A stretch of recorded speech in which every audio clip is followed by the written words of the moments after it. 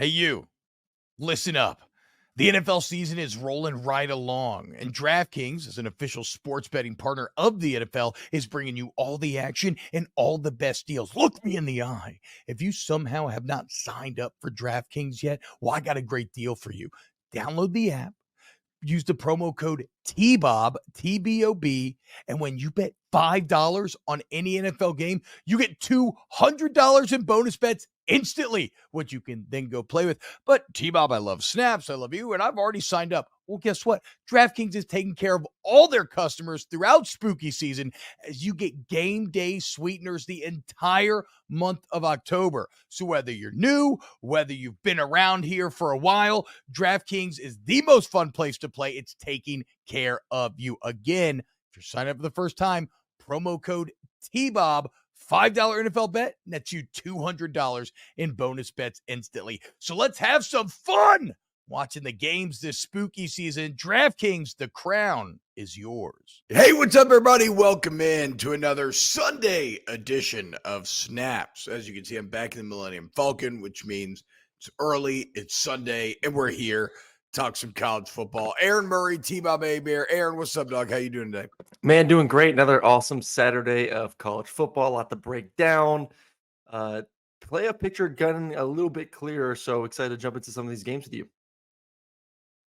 Start with the big one. For the first time all year, we are finally watching Big Ten football. Well, actually, hold on. Before we get into the game itself, I do want to start with kind of a general thought that'll be a theme throughout the show. Yesterday was a classic college football day where survive in advance, okay? Yes. It's college football. You have students, young men, right? And that comes with volatility. That comes with unexpected poor performances, unexpected great performances. And as you're going to see, it's going to be littered throughout the show. But let's be clear about this in front. That's how you separate champions, okay? Yep. Who survives those games where you get into a dogfight with somebody that you should beat the hell out of, but all of a sudden you find yourself in a fight. Who survives? That's who maybe ends up winning conference championships, goes to playoffs, and maybe even national championships. And I'll say this, Steve, we don't know if we don't have an elite team. I think if there's going to be an elite team this year, like the Georgias or an LSU or an Alabama, like of years past, where like you clearly knew like that was a national championship team, like that was a team that was most likely going to win it, and they just kind of rolled through their schedule. That would be Michigan. But we still don't know 100% yet because they haven't faced someone up to their caliber of athlete to this point in the season. But you kind of have the feeling deep down inside, like we kind of know that Michigan is the most dominant team right now in college football, the way they've been able to handle their business through the first, over half the season at this point right now.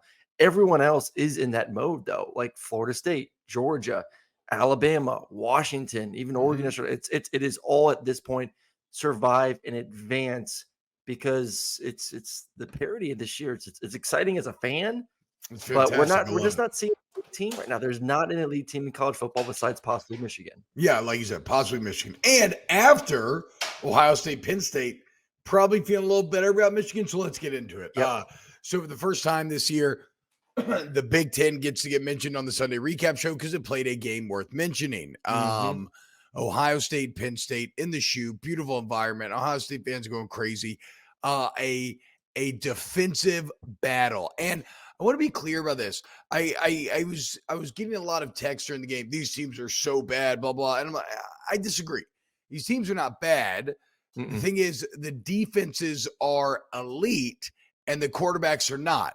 And that's a recipe for football that maybe feels bad, but isn't when you actually look at it, right? Like, yeah, was there a lot of offensive success in this game? No. But look, as someone who's had to suffer through this LSU defense this year, I was blown away by how tight the man coverage was, the skill of the pass rush, the speed of linebackers when filling the hole or closing gaps. Like, let's be clear, these defenses are awesome and they should be celebrated.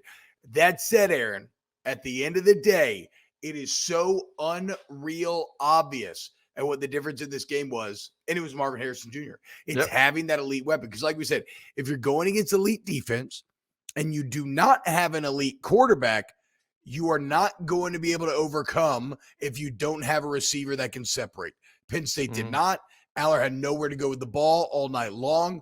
Whereas Kyle McCord, even when he missed some wide open throws as well, right? Because again, Yep. not a lead quarterback. But Marvin Harrison Jr., whether it was drawing big penalties or making the actual catch, he clearly, like just so clearly proves the value of wide receiver in modern football, which you can speak to, and he wins in this game. Well, and that was my big concern heading into the game was how was Penn State going to move the football? Because the rushing numbers, we discussed a little bit last week, were a lie. Like they've been able to get some good Explain that, yardage. because I didn't fully understand that, but you've been on this for a while with Penn State. You watch the game and it's just a matter of, it's same thing. It goes to the scheduling. It hasn't been super efficient. It hasn't been sexy. It hasn't been like they were just popping off 7, 8, 9 yards of a clip running the football. It's been difficult, but they've just been relied on it, and they run the ball so much, and they kind of get up on teams. And they just keep running it and running it and running. They were going to get a lot of rushing yards because of that. This was an offense that had been protecting Aller for the entire season. And they were good enough just to run it and get by. So if you're winning football games just running, like you're gonna rush for 170 to 220, whatever it was they're rushing, averaging this season. But doesn't mean that it was a rushing attack that would dominate on the road against an Ohio State. So doesn't mean it's gonna be a rushing attack that's gonna be able to move the ball against Michigan. It was just a factor of we were better than them, and that's all we did. So the numbers were gonna look good. That got exposed. And the fact that they don't have an elite receiver, like you alluded to, T-Bob, really showed its head. Yeah. They don't trust those guys. It was run, getting to a 3rd and long situation and hope someone can win man-on-man coverage. Hope that Aller could be efficient throwing the football. I don't want to get into the discussion too much of is he better than Sean Clifford? Was it a mistake for Penn State fans to think that this guy was going to elevate this team to championship heights? Is it his fault? Not like that's a whole nother episode. He's not getting support. That's where I'll just kind of that's what I was gonna say. Like he's not getting the support. Like I don't know if he's better or not. I really don't. It's not some sort of condemnation of Aller. Now clearly at this point in his career, I do think it's a step back from Clifford, but again, that was show me the quarterback that would have had success yesterday, right? Because the only guys that I feel good about are the elite ones. But like even like you saw Michael Penix Jr. and that Washington offense show yesterday, and they have elite receivers and they couldn't get anything going, right? So like Aaron, you can speak to this. To my fat man lineman eyes, it just didn't look like anything was open. They've been open all year. It's been like that all year coverage the entire time. Like just nowhere to throw the ball. And give credit to Ohio State. Like this is a good defense. It's a really good defense. This is a defensive football team this year. Plain and simple. Like that's just who they are. That's their identity. And then you got Marvin Harrison Jr. as your receiver on the other end. So like give them credit for stepping up at home and playing really well. But you watch Penn State, go back and watch every single game this season.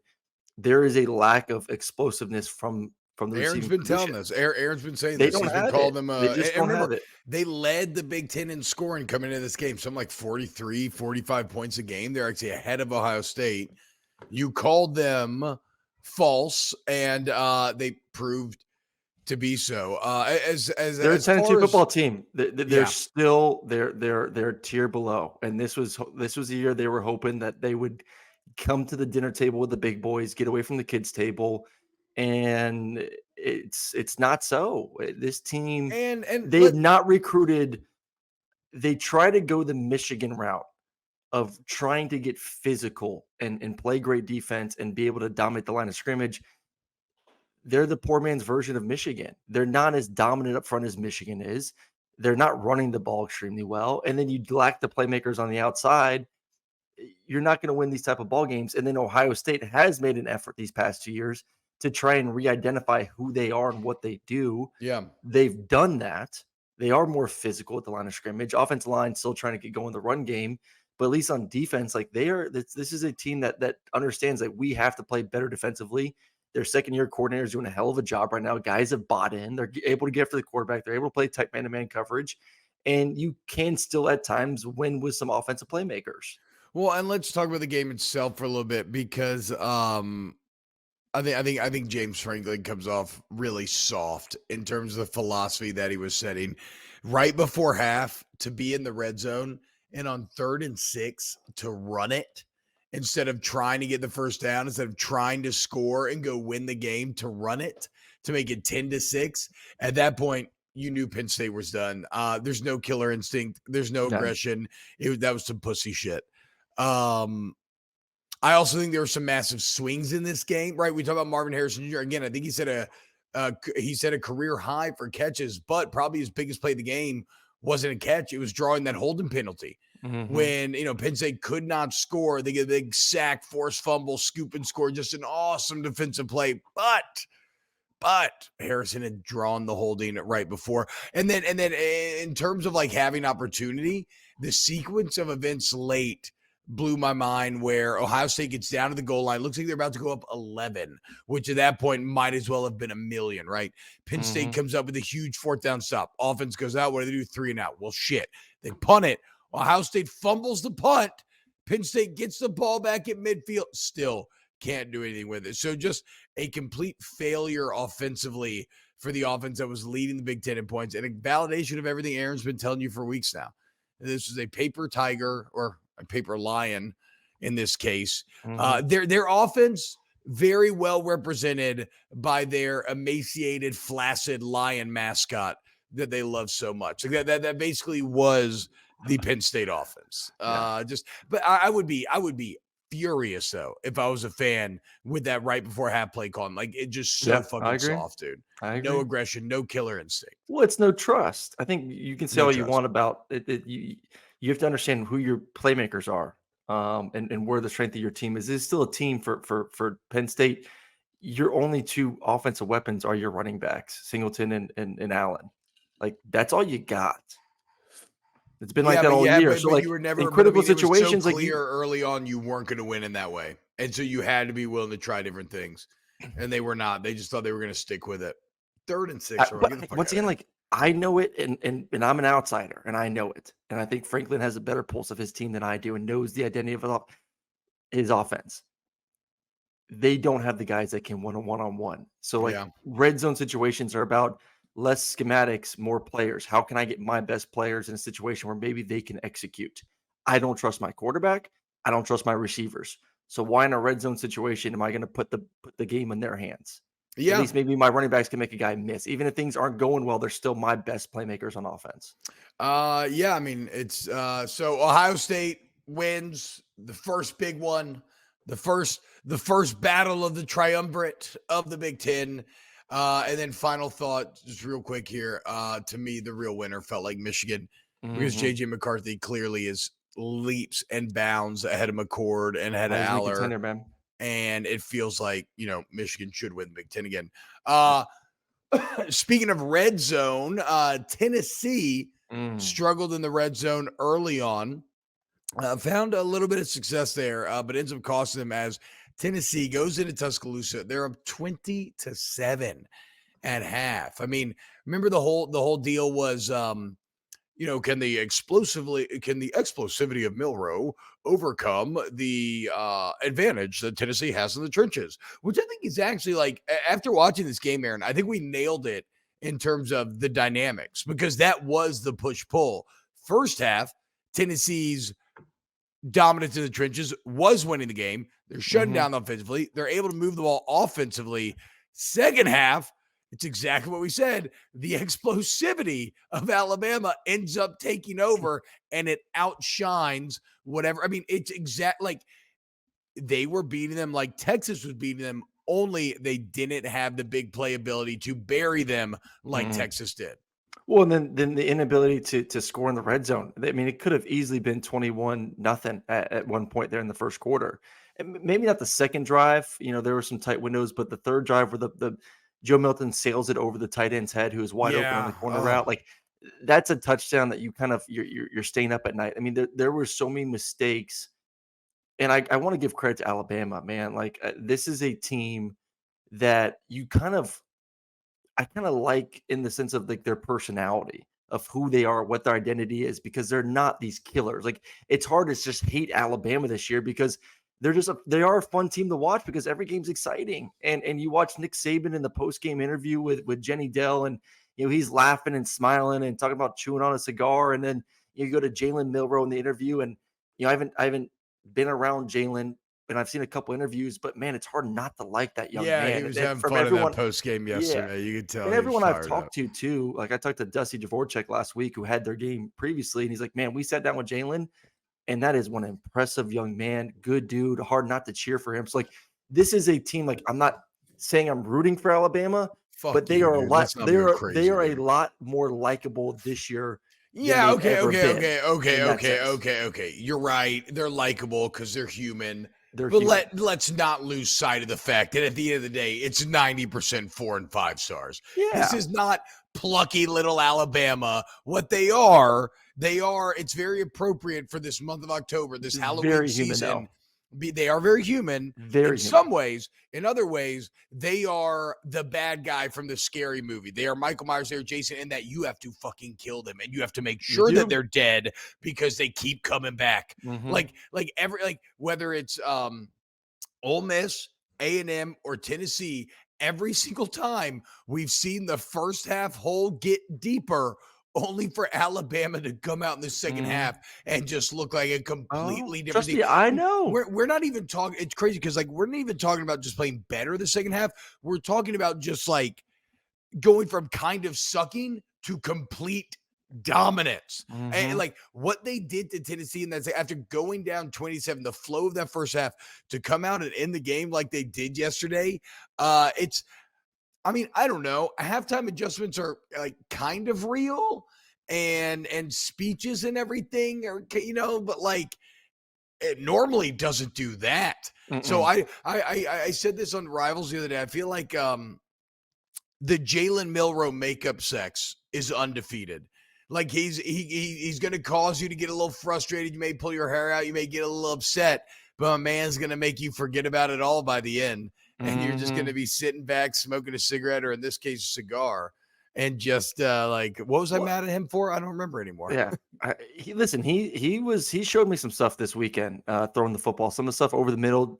Definitely, you saw late in the game. I think it was like third, fourth quarter. A couple balls sailed on him to receivers, but there are baby steps moving in the right direction, especially taking care of the football. The one interception, you gave your guy a 50-50 shot in the back of the end zone. It was a great defensive play. Great defensive play. Like, I'm not even really mad at him for that. To me, where the game changed really was obviously the first possession of the second half. Like being able to go down there and score in 2 plays. Explosivity. Everything we talk about all year. People always laugh at me, but the most dangerous lead in football is up 2 touchdowns. I mean, 13 points, 14 points was 13 Wait, points. are you know that's like a soccer thing as well, right? People say the most dangerous lead in soccer is 2-0. Yes. Okay. Because as soon as the other team, you're feeling good until the other team scores, and then you get into oh shit mode. Yeah, true. Because you're like, oh God, we feel like we had control of this football game. We've been dominating. We're up. We scored before halftime. We just got 30 minutes to play and we're up 2 scores. Like, it's our game, damn it. And our defense is kicking butt. And all of a sudden they score and you start looking around like, oh, damn. Like if we give them the ball back, they could score, take the lead off a side. It's like, you start thinking about that. It's human nature. You're high. And then bam, in 2 seconds, or for this case, 2 plays, Tennessee gets knocked down to reality of we're on the road. It was such a shitty feeling for Tennessee. Damn, like they're about to they could win. They could take the lead in 2 plays all of a sudden. So the 100,000 of Bryant Denny come alive at that point. Like you just have and it's a pent up energy that the crowd releases at that point because the whole first half has just been anger and frustration, and everybody's bitching in line where they're going to get their hot dogs and their fucking senatorial. So that's one. So that was one. And then 2, the ability to run the ball in the second half, I thought for Alabama. And so if you missed the game, go back and rewatch it, obviously. But you look at Jalen Milroe's stat line, 9 carries for 3 yards. You have to remember sack yards go against the quarterback or go against rushing yards, which is just idiotic. He ran the ball a little bit more there in the second half. And that's a part of the game that he's going to need to do more, especially versus LSU here in a couple of weeks. I thought that opened up the game a little bit. Obviously, McClellan had a good game over 100 yards. Like, that's what Alabama needs to do. Take care of the football, run it, get Jalen's legs involved, hit a couple explosives. Jermaine Byrne has been just, besides stomping on people, has been absolutely dominant here the past few weeks. People got mad about him kicking that dude in the end zone. I don't know, dude. I kind of liked it, but whatever. I think y'all are all bitches. What, you didn't like it? Fuck that dude. That dude's trying to guard it's his you, score a personality, touchdown. man. He's a little bit of a punk. He's a little bit of a punk. I know that seems to be what my Alabama friends were saying as well. Is how they feel about him. Hey, Jermaine Burton, I got your fucking back, dude. Fuck that dude. That he's trying to guard you. You score a big touchdown. I kick his ass too. Yeah. Big win. That's a massive win, man. It's a big win, and LSU Alabama's coming down those tracks once again. Here we go. We arrive at the battle that I hope when we go to 9 SEC games that they keep alive year to year, but we'll see if they do. Scary day for the Big 12 yesterday, Aaron Murray. As the two heavyweights, both Texas and OU, got all they wanted. A questionable spot at the end of the Texas game kills a late drive from Houston. It was 24-24. Texas makes 31-24. And then Houston, I mean, this is really bad on Texas defense to me. Houston with when it was 31-24, I'm like, okay, Texas survived. Like, that's it. But no, Houston goes all the way down easily into the Longhorns, in the red zone right there. They get a bad spot. They end up knocking it for the one, game over. And then Oklahoma, in similar fashion, goes up 8 late, and you're kind of like, okay. Oklahoma, wow, this is crazy. But, okay, they survive. They're good. But no, they allow UCF to go march right down and score a touchdown, and they're a 2-point conversion away. So, look, but like I said, I'm not going to be one of the people that takes any. Now, we'll probably ding them in our snaps top 10, but that's what it just makes sense. But I'm not someone who's going to be overly critical of this, simply because, again, it is survive in advance time. All that matters is winning. They found ways to do so. We know how good these teams can be at their peak, and this is just a day where they didn't have it, but they found a way to win anyway. No, 100%. They found a way to win. I mean, a little bit concerned with Texas defensively. And listen, Texas's strength is the front seven. Like, we knew that there's some vulnerability on the back end. Oklahoma showed that to us a couple weeks ago. And, Donovan Smith, besides that last pass, the spot was very iffy, no doubt about it.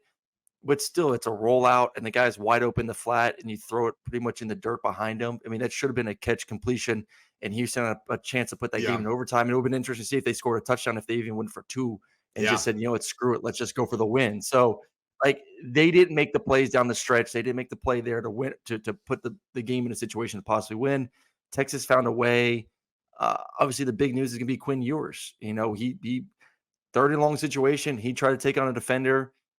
Lowered his left shoulder, got knocked out for the remainder of the game. Malik Murphy comes in. So, I'm sure we'll hear at some point today. We're filming this early Sunday morning, today or tomorrow, what the extent of that injury is for him. But, defensively, this is a team that he did have that, his that arm, has he to be had his better on arm defense. in a sling at the end of the game for whatever that's worth.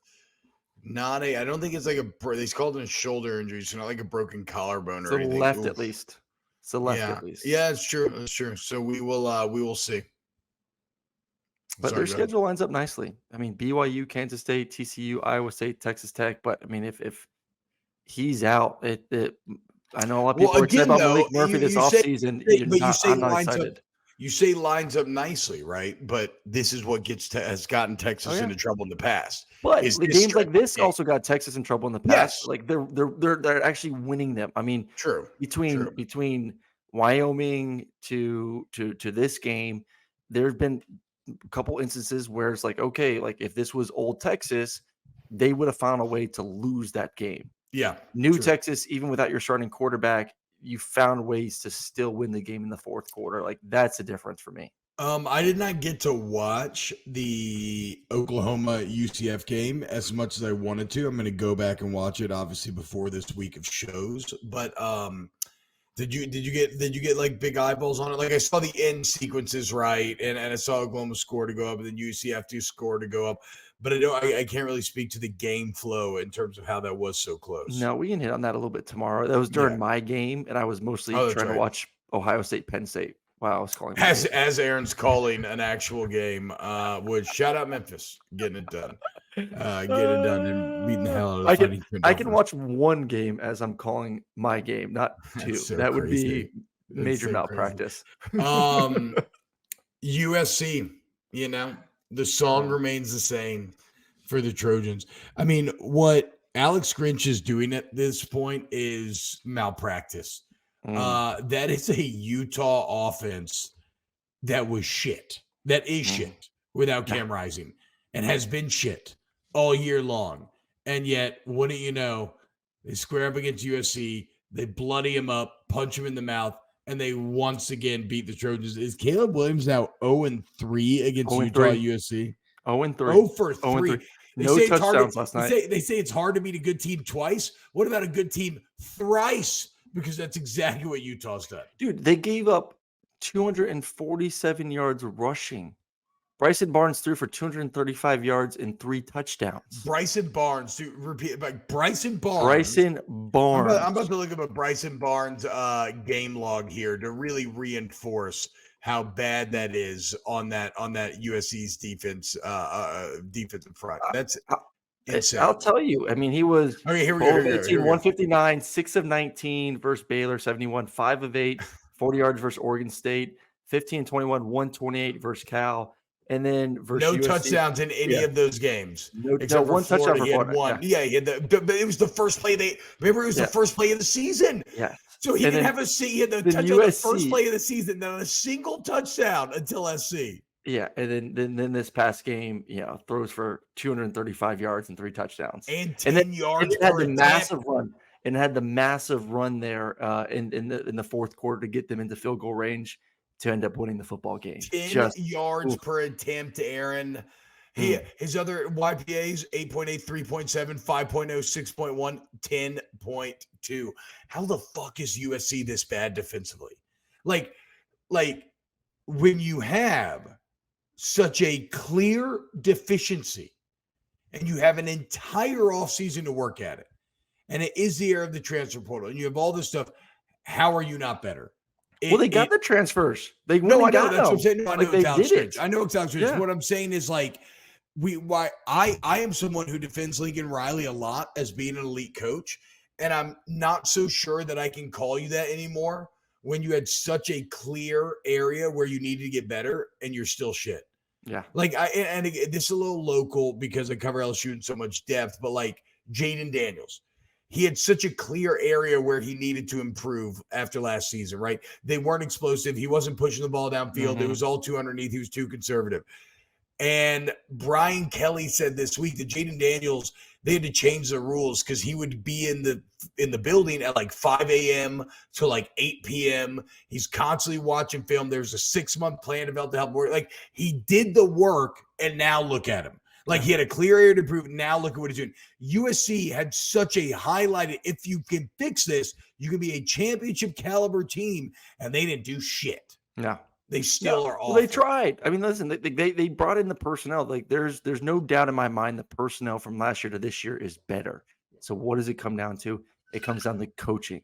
It comes down to putting those guys in the right situation to go out there and play fast. But of being able to teach your scheme in a way that those guys can go out there and execute at a high level. And that has just not been done. You have to look at the root of the cause. And right now it's coaching. No doubt about it. I don't know if he survives the rest of the season, but if you bring back Alex Grinch next year, no, that ain't happen. There's no way. It can't happen. It's done. To me, this was the final straw to let a Utah team with their backup quarterback, an offense that has been. By the way, announced that Cam Rising not going to play this season as well, which we kind of intimated this week on Snaps. Give him the essentially redshirt year and medical redshirt year. Bring him back next year. Man, I love Kyle Whittingham though. He just let's talk about Utah. Every time I see him, talk about Utah. Every time I see him, I'm just like, that's a football coach. That's a football dude right there. And I think it's me too. Honestly, I look at Utah. And I don't see big brand of the Washingtons and the Oregons and USC's and the UCLA's of the world. I'm just like, yeah, it's just Utah. It's just Utah. Only the back-to-back Pac-12 championship team. They're 6-1. They play great defense. They're physical. They play football the right way. Yeah. And they found a way to get to 6-1 in a very good conference with backup quarterback play. So it's man, he's and playing give Florida that dude a to start the raise. season. Hell of a coach. And so I still don't think Utah is going to win the Pac-12, but they control their own destiny. Yeah, they're still right there. They're not eliminated from anything. Big The game Oregon next State week for loss Oregon. hurts, but yeah, they got Oregon, Arizona State, they got Washington, Arizona, Colorado. I mean, they'll win all those games. Well, yeah, I mean, obviously Oregon, Washington's a big if there, but still, whatever. Kyle Whittingham's a beast. What he's created at Utah, and it's not just not having Cam Rising. We talked about a couple weeks ago. I think they were down 16 players in the 2 deep. 16 guys. There's only 22 starters in football, and yet they've built such a culture there. They're still winning. We do have to go here in a minute, but real quick, UNC, man. UNC. This is what we talk about survive and advance. It's college football. You have a 1-5 Virginia team that's been hapless. You're undefeated. You got a ton of big wins. You've been dominant in those wins as well, like covering spreads, everything else. You're at home. Who the fuck saw this coming? And it ends up being a very heartwarming story. Michael Hollins is surviving the awful tragedy that claimed the lives of some of his teammates. He comes back and he scores 3 touchdowns for Virginia. I love this game in a lot of ways because it does prove that, like, you always got to come correct in college football because you're only one sleepwalk away from losing. But what's crazy to me from a game flow standpoint, Aaron, like, it wasn't fluky from Virginia. They didn't race out to a big lead and have to, like, hold on or anything. Like, UNC had multiple moments in that game where, like, when they go up 10 to start the second half, like, okay, here's where they pull away. Like, okay, here's where the feel-good story comes to an end. And no, Virginia just did the work, kept chipping away, kept beating ass, and they end up with a massive win. I think it's their first top 10 win since like 2005. My biggest takeaway, and we touched on this a little bit last week, was the fact that Drake May has not been Drake May of last year.